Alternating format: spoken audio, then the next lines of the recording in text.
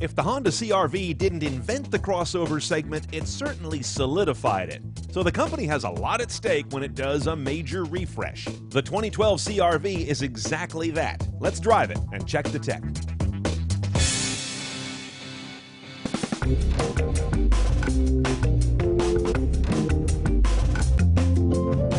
Now, the first thing you've noticed, I'm sure, about the new CR-V is, well, that's a CR-V. It doesn't look so pedestrian, so cheap, to be honest. It looks like a much richer car. It's got a bigger presence on the road, especially from the rear. It is, interestingly now, also the entry-level SUV from Honda, since the Element is gone.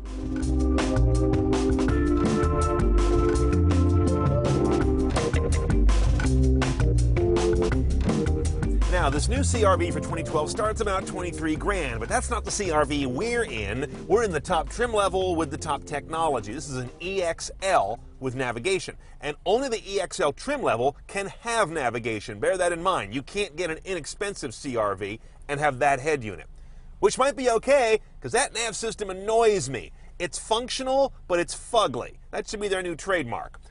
It's okay to use, it's fine, it tortures a bunch of the letters and the readouts. It's one of the oldest systems on the market today, and it's got nothing that recommends it more than meh. So take it as what it is. Standard audio in this car is 160 watts and 4 speakers. But of course, we're in the high trim car, so it's 7 speakers, and that includes a subwoofer.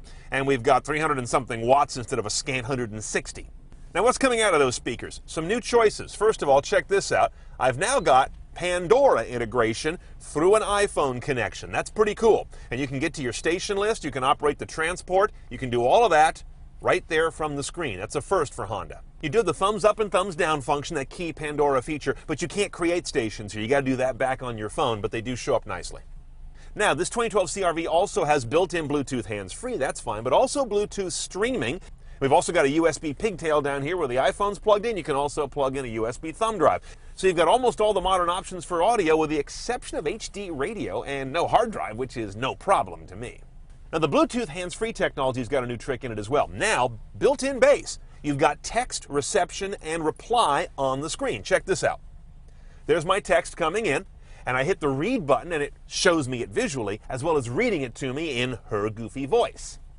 Yo, dog, saw you in a 300, now you're in a Honda's business bag. Then I've got these canned responses I can send back.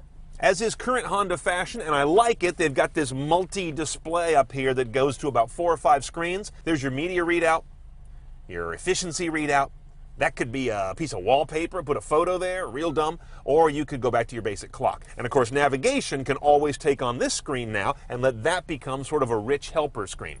One choice only on this guy for a gearbox, a 5-speed automatic. They get a CVT in the Japanese market, I understand, but here, strictly the 5-speed, no manual. Notice when I go into reverse what happens. I get a rear camera with 3 views. Now, I checked it out, just walked around back there, and it's just one camera, so they're doing some cropping, basically, of the image or taking a different piece of the sensor. It works okay. The visual quality is not the best I've seen. And notice you do have guidelines, but they don't predict trajectory. They just give you a basic sort of a distance read. Tried and true up here in the engine bay, a Honda 2.4 liter, inline 4, sitting side saddle, front wheel drive is base, all wheel drive's available. 185 horse, 163 foot-pounds of torque. Both of those are up just a little bit from the outgoing CR-V. Gets this guy to 60 in about 9 seconds. Weighs well over 2 tons, by the way. MPG is 2331 in front-wheel drive. Get the back wheels to start helping out, and you lose 1 MPG per count. Then there's that Econ button in the dash. That intrigues me. Let's go drive the whole package. Okay, let's go for a ride. Now, I've got the Econ button on, and I'm getting these big green bars on either side of the speedo there, and that's going to show me that I'm driving in a green fashion, almost too obviously. And if I step on it, that goes away.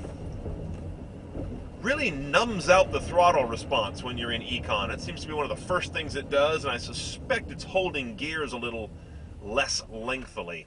The ride's nice. It doesn't have any of those harsh moments. I'm on kind of a crappy road right now, and I'm not getting those pointy inputs from the bad asphalt, which is a good thing. As this car's gotten nicer looking on the outside, it needs to ride in a way that goes with that.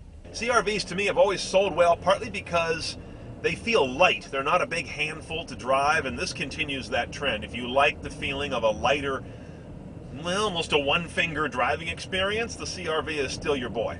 Now we've got the all-wheel drive model here, and I can tell you this, Honda has upgraded that all-wheel drive technology a little bit, so it isn't rare that you get the rear wheels in the picture.